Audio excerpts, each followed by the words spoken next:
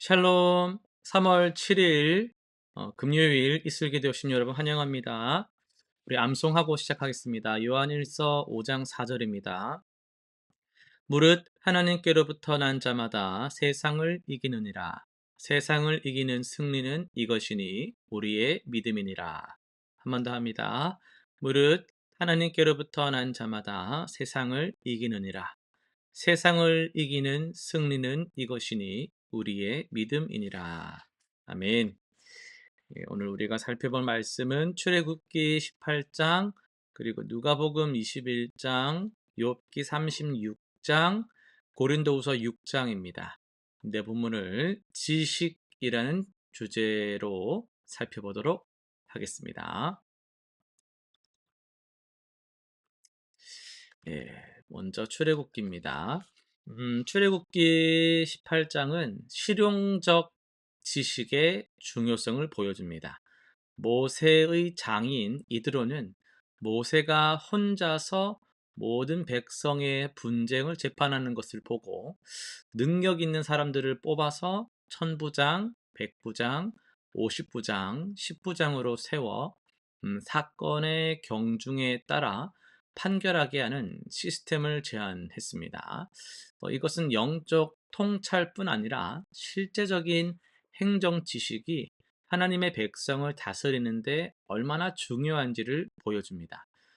모세는 하나님의 뜻을 가르치는 역할에 집중하고 일상적 분쟁은 다른 지도자들이 처리하게 함으로써 효율적인 공동체가 형성이 됐습니다. 오늘날 교회도 영적 지식과 실용적 지식의 균형이 필요하죠. 누가복음으로 넘어가겠습니다. 잠시만요. 네, 누가복음으로 가서요. 자, 누가복음. 누가복음 21장에서 예수님은 두 가지 지식을 가르치십니다.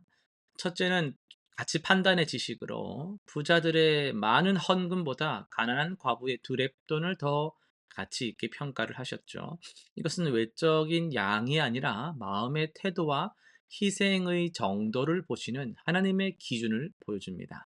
둘째는 시대를 분별하는 지식으로 예루살렘 성전의 파괴와 마지막 때에 대해 예언하시며 영적 분별력을 가르치셨어요.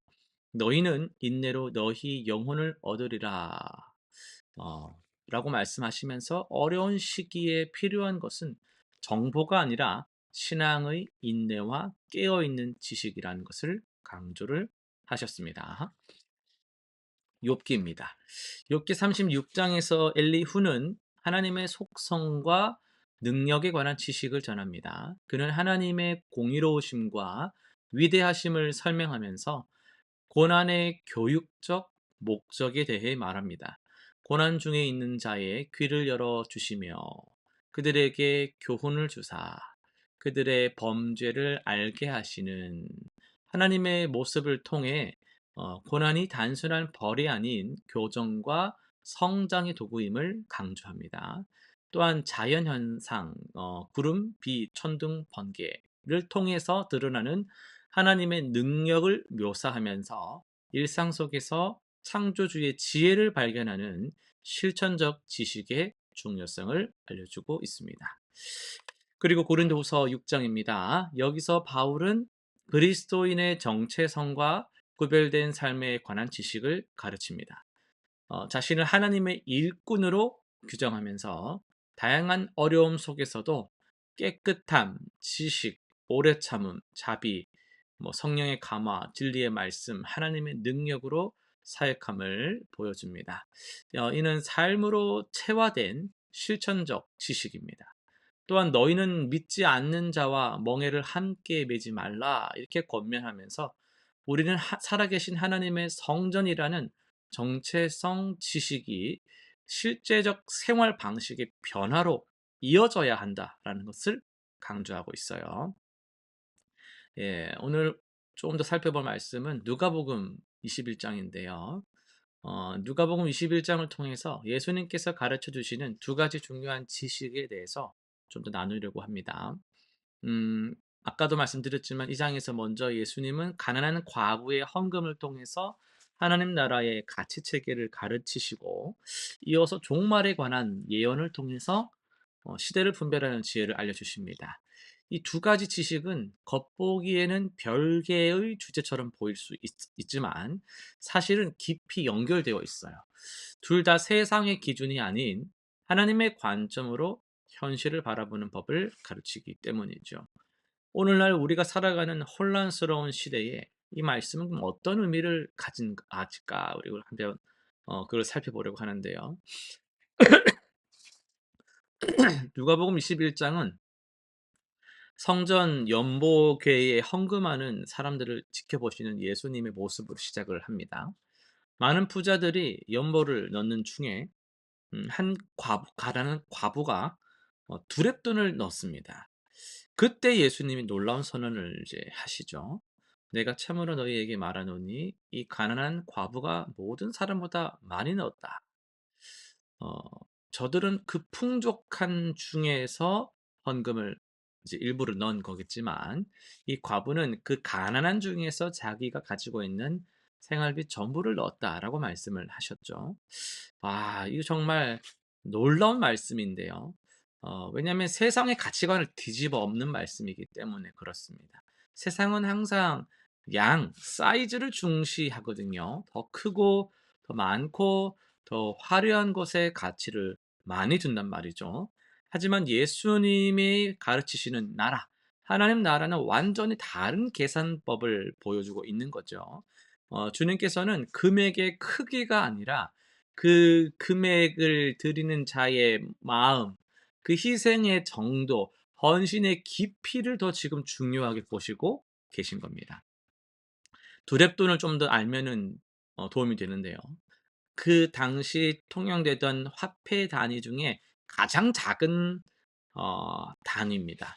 노동자의 하루 임금으로 치면 약 64분의 1 정도니까 돈이 안 돼요. 네, 돈이 안 돼요. 하지만 그것이 과부에게는 전부였기 때문에 전부를 드린 거예요. 예수님께는 그 마음의 중심의 삶의 전부가 들어졌기 때문에 가장 값진 헌금이 된 거죠. 이것은 우리에게 무엇을 가르쳐 주고 있나요? 하나님은 우리의 외적인 성취나 결과물, 내가 이 정도는 라는 그런 것보다도 주님을 향한 우리의 마음의 상태, 헌신의 정도, 내가 가진 것에서 어느 정도가 주님께 드리는 그 헌신인가를, 그거를 보신다라는 거예요. 주님은 거지가 아니십니다. 주님을 거지 취급하면 안 돼요. 이 정도 드리면 됐지는 없어요.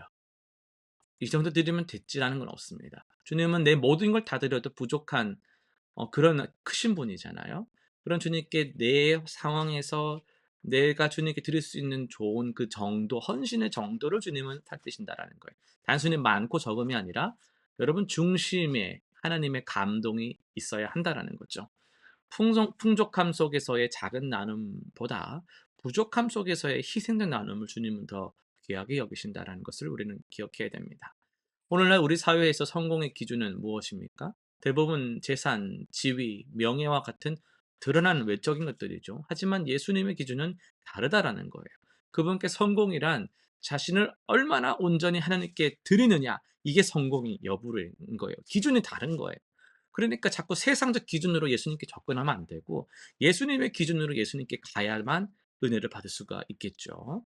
이어서 예수님은 제자들에게 성전의 미래와 세상의 종말에 관한 예언을 하십니다. 제자들이 성전의 아름다움에 감탄을 하고 있을 때 예수님은 충격적 말씀을 하십니다. 6절이죠. 너희가 보는 이것들이 날이 이르면 돌 하나도 돌 위에 남지 않고 다 무너뜨려지리라.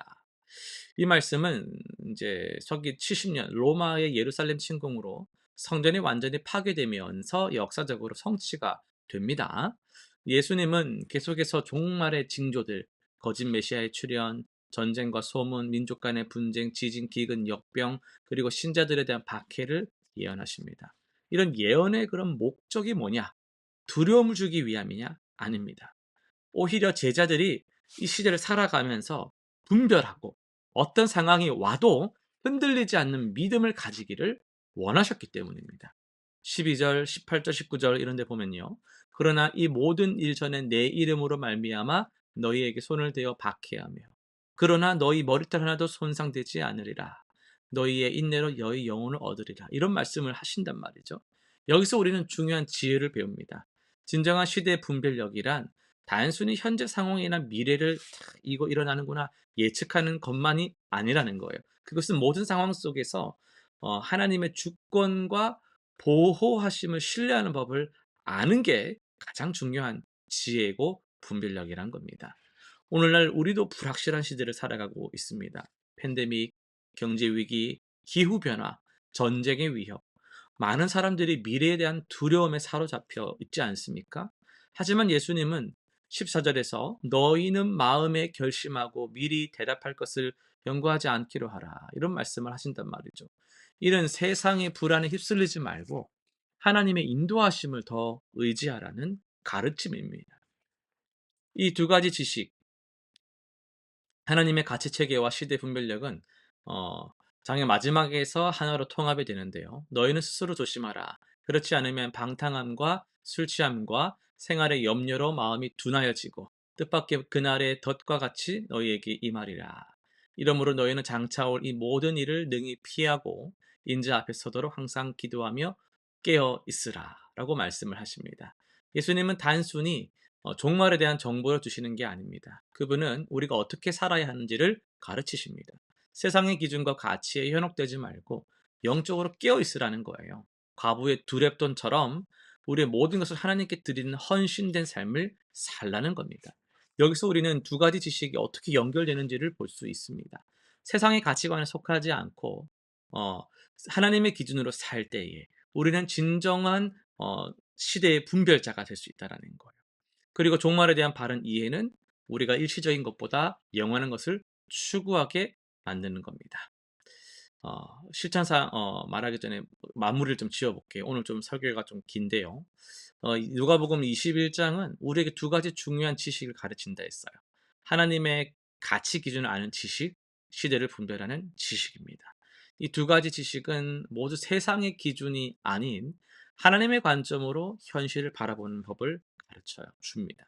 외적인 것보다 내적인 헌신을, 현재의 안락함보다 영원한 가치를 추구하는 삶을 말이죠. 저는 여러분이 오늘부터 세상의 성공 기준에 현혹되는 것이 아니라 가난한 과부처럼 자신의 전부를 하나님께 드리는 하나님 기준의 성공에 우리가 더욱더 집중하길 원합니다.